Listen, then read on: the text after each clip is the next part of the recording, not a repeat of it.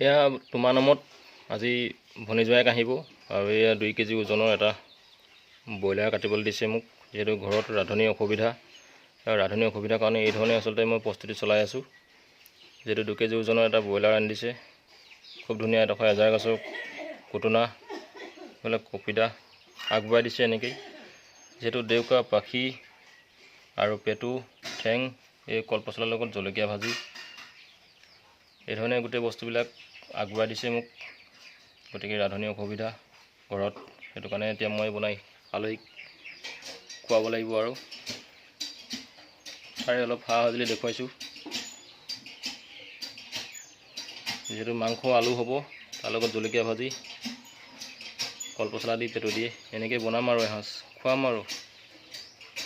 যিহেতু ভনী জোৱাই আহি আছে মাঘৰ বিহু খাবলৈ, যিহেতু ঘৰত ৰান্ধনীৰ অসুবিধা, এইধৰণে আচলতে প্ৰস্তুতি চলাই আছোঁ মই।